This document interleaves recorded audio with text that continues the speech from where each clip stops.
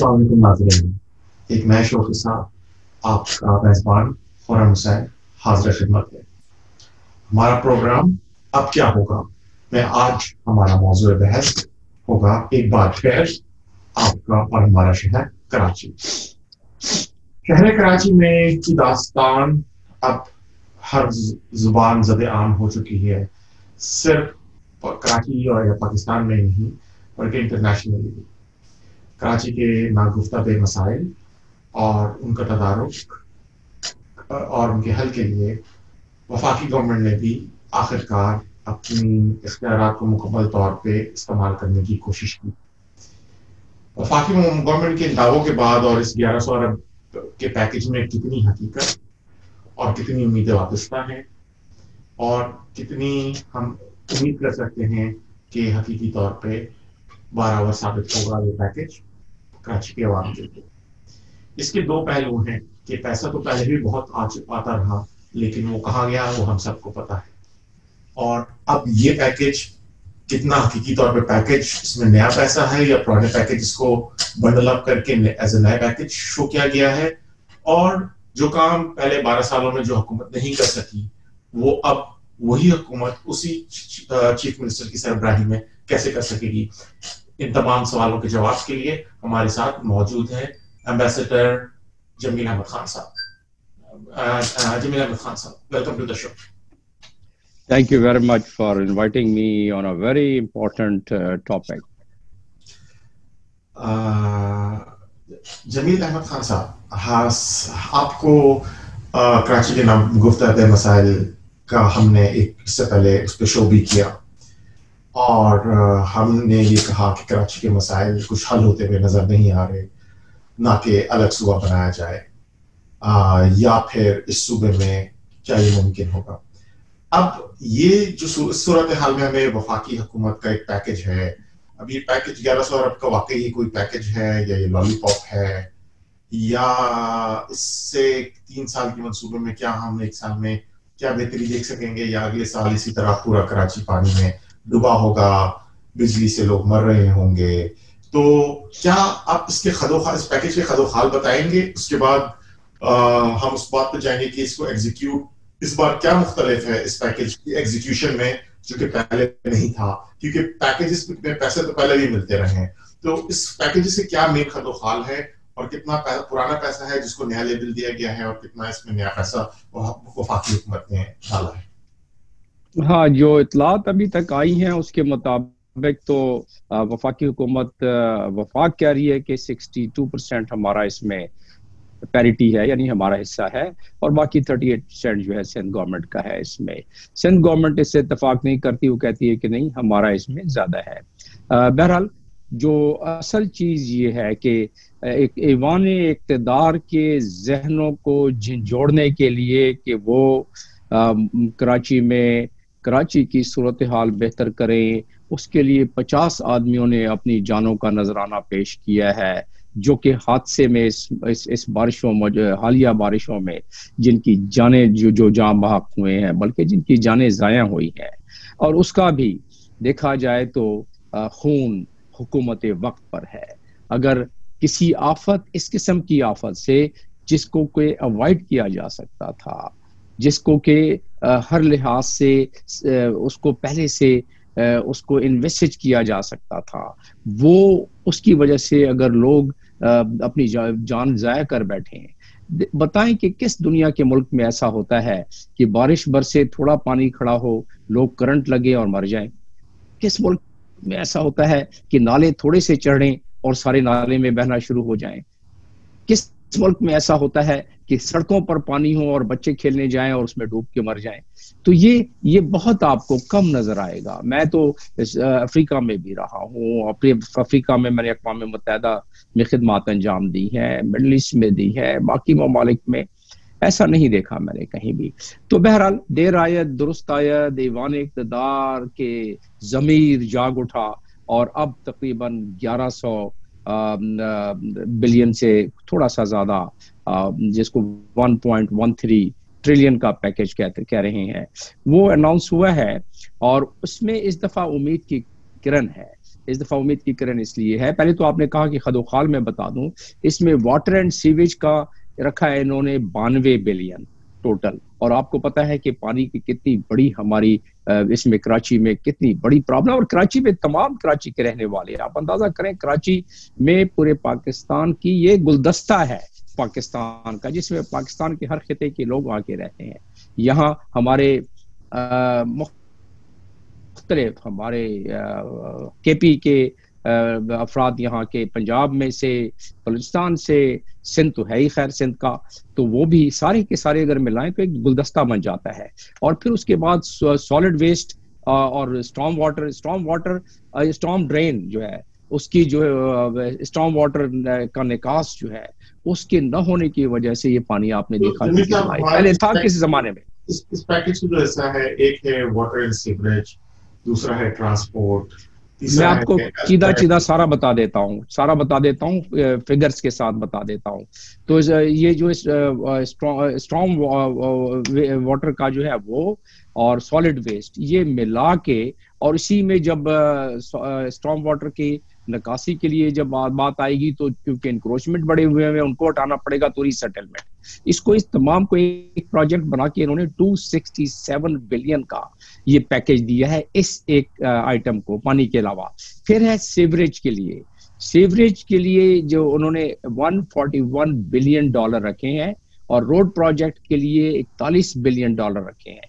ماس transit جس میں rail road transport project ہے وہ 572 بلین رکھے ہیں. اور تین پریورٹی اس پہ تین چیزوں کو سب سے زیادہ پریورٹی دی گئی ہے کہ پہلے کیا کرنا ہے، اور وہ ہے کہ نالے کی کلیئرنس یعنی کہ جو این ڈی ایم اے کرے گا، اور ری سیٹلمنٹ جیسے جیسے لوگ وہاں سے بے گھر ہوتے جائیں گے تو ری سیٹلمنٹ اس کی سندھ گورنمنٹ کرے گی. تو یہ اس کی چیدہ سے، اور اس پہ سالڈ ویسٹ کا جو ہے ساتھ کیا جائے گا. تو یہ چیدہ سے اس کی خدوخال ہے. ٹرانسپورٹیشن کے حوالے سے اس میں کیا خدوخال ہے؟ ٹرانسپورٹیشن میں گرین لائن جو پہلے سے تقریباً مکمل ہونے کو ہے، اس کی جو بسیں نہیں آئی ہیں، سندھ گورنمنٹ اور فیڈرل گورنمنٹ کی آپس کی آپ کہہ لیں کہ کوآپریشن کی کمی کی فقدان کی وجہ سے نہیں ہوا، باقی بہت سارے پالیٹکس کی وجہ سے نہیں ہوا، تو وہ اس کے لیے پیسے ایلوکیٹ کیے گئے ہیں کہ وہ بسیں خریدی جائیں گی، اور جو باقی نامکمل سیگمنٹ ہے اس کو مکمل کیا جائے گا. سرکولر ریلوے کے لیے خاص طور پر اس میں تو سپریم کورٹ بھی اس میں اپنے ریمارکس پاس کیے ہیں اور اس میں ڈیڈ لائنز دی ہیں، اور تو سرکولر ریلوے بھی اس میں ہو گیا. اور روڈ کی جو اس وقت ناگفتہ بے حالت ہے، آپ سائٹ کا حصہ دیکھ لیں جہاں سے اتنے ایکسپورٹ کے ہمارے گوڈس تیار ہوتے ہیں، وہ بالکل کھنڈرات بنے ہوئے ہیں سائٹ کا علاقہ. تو بہت سارے پورا کراچی ہے لیکن بہت سارے علاقے تو بالکل آپ سمجھیں گے کہ جیسے وہاں روڈ کس زمانے میں تھی اور اب ٹوٹ گئی ہے بالکل ساری. تو یہ روڈ بھی ہے اس میں. ہمیں بات سمجھ میں آ گئی کہ جی ٹرانسپورٹیشن بھی پیکج ہے اور روڈوں کا بھی ہے. تو ایک سوال یہ اٹھ رہا ہے کہ بہت سارا جو کے فور کا آلریڈی بجٹ اپروو تھا، یہ بھی وہ بجٹ بھی اسی میں شامل ہے، پلس جو ریڈ لائن یا اورنج لائن جو بھی روڈ کے لیے جو بسیں چلانی تھی وہ پیکج بھی پہلے سے موجود تھا، اس کو بھی اس میں شامل کر دیا گیا ہے. پلس نکاسی آپ کے کچھ پروجیکٹس جو پہلے چل رہے تھے ان کا پیسہ بھی اس میں پہلے ہی شامل کر دیا گیا ہے. یہ بات درست ہے؟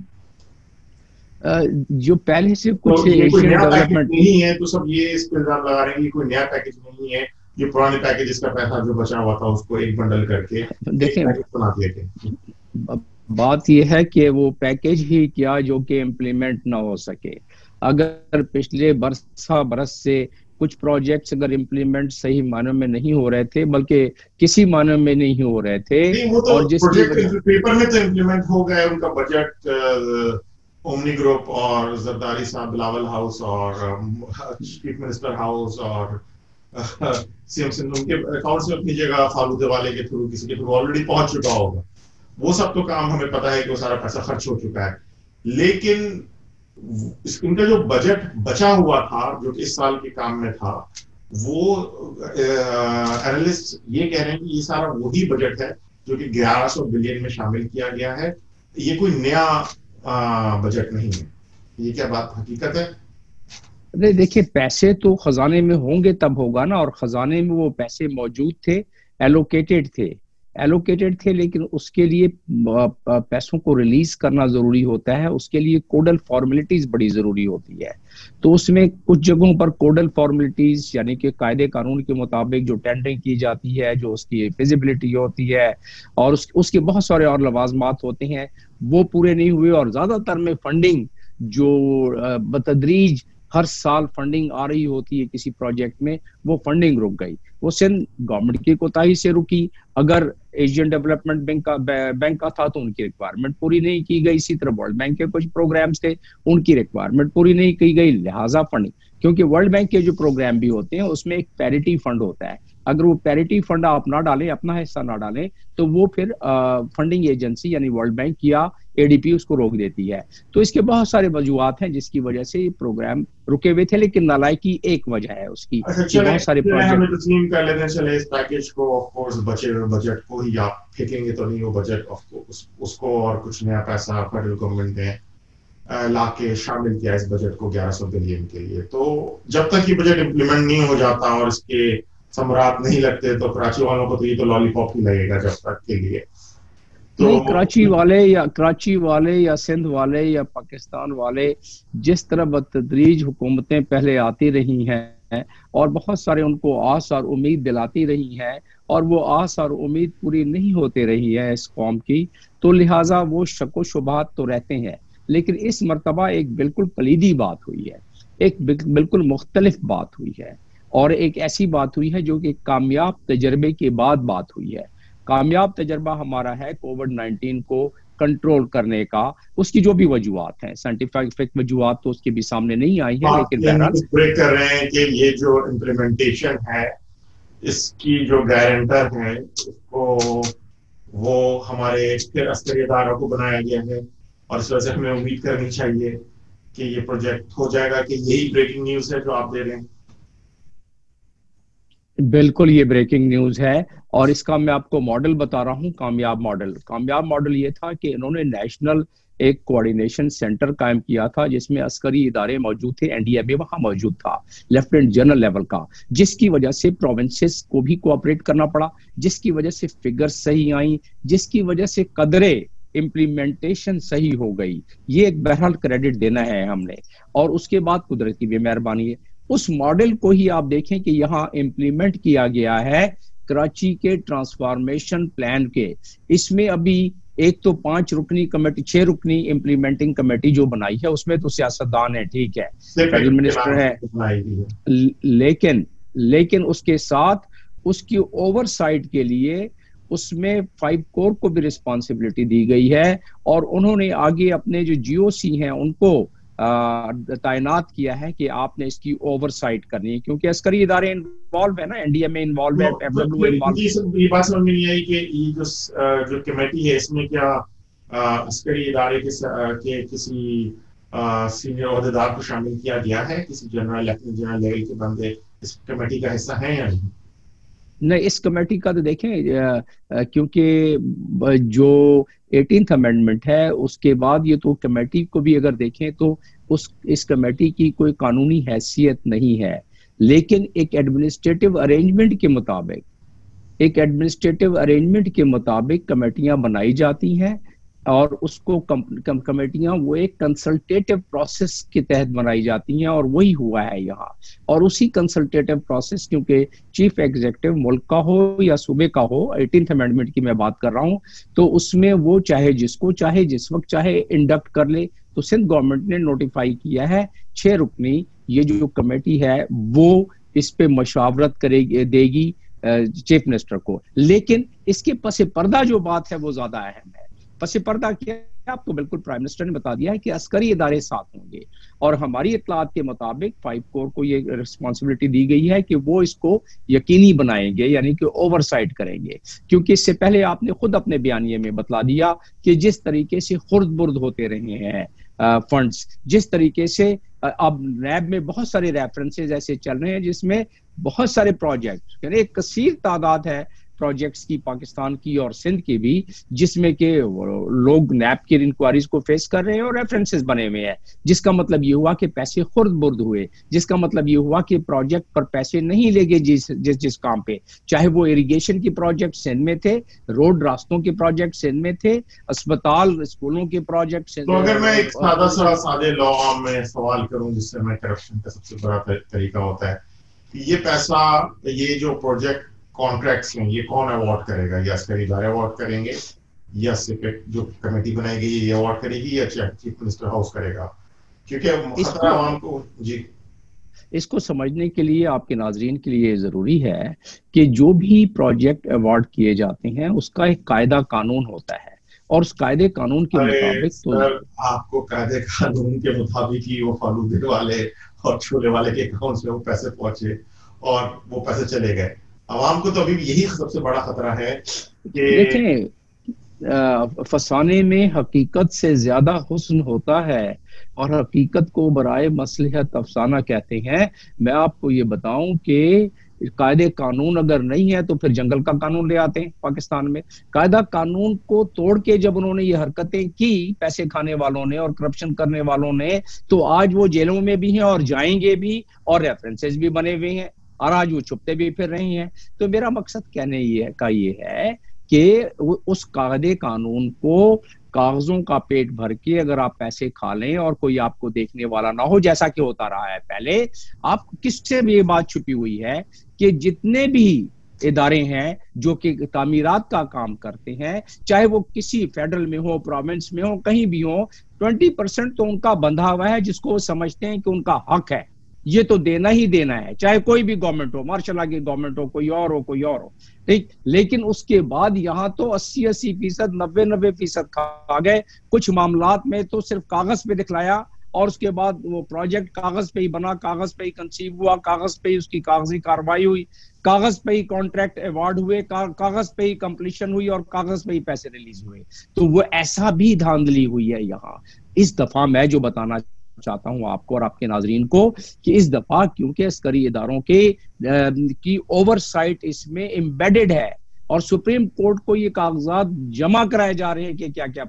پروجیکٹ ہے، کیونکہ ان کی آبزرویشن تھی ایک پٹیشن کے اگینسٹ۔ تو اس صورت میں اس وقت میں ایک پروفیشنل کی حیثیت سے، ایک سول سرونٹ اور ڈپلومیٹ کی حیثیت سے، ایک اینالسٹ کی حیثیت سے، میں سمجھتا ہوں کہ اس مرتبہ اگر پیسے کھانے کی کسی نے کوشش کی تو وہ بہت ہی کوئی میں سمجھتا ہوں کاریگری ہوگا، ورنہ اس کو پیسے کھانے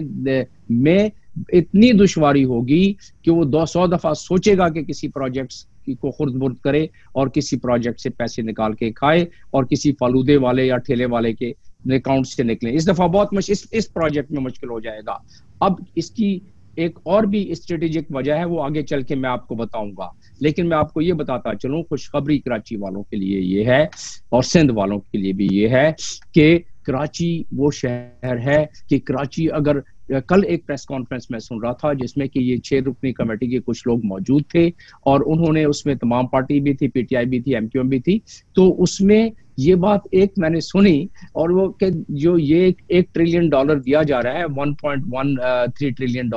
تو اس میں یہ اگر لگ گیا تو جب انفراسٹرکچر ٹھیک ہوگا تو ظاہر ہے یہاں کی اکنامک ایکٹیویٹیز کو جو پہلے دھچکا لگ رہا تھا نہیں لگے گا، پیسے بڑھیں گے، بیس بڑھے گا انکم کا، پورے سندھ کو یہاں سے پیسے زیادہ جائیں گے، پورے پاکستان کو یہاں سے ٹیکس زیادہ ملے گا، سارے لوگ خوشحال ہوں گے، کیک کا سائز بڑا ہوگا۔ تو ایسی جو ہمارا یہ ایک ایسا ایک پروجیکٹ ہے یا ایسا یہ پیسے پیدا کرنے والی میگا سٹی ہے کہ جس پہ خرچ کرنے سے اس میں پیسے اور ملیں گے اور خوشحالی آئے گی۔ تو لہٰذا میں تو کہوں گا کہ انٹیریئر سندھ میں بھی اور اس کے لیے بھی پروجیکٹس انٹروڈیوس ہونے چاہیے، پیسے کہیں سے کرنا چاہیے۔ پرائم منسٹر نے کہا ہے کہ وہاں کے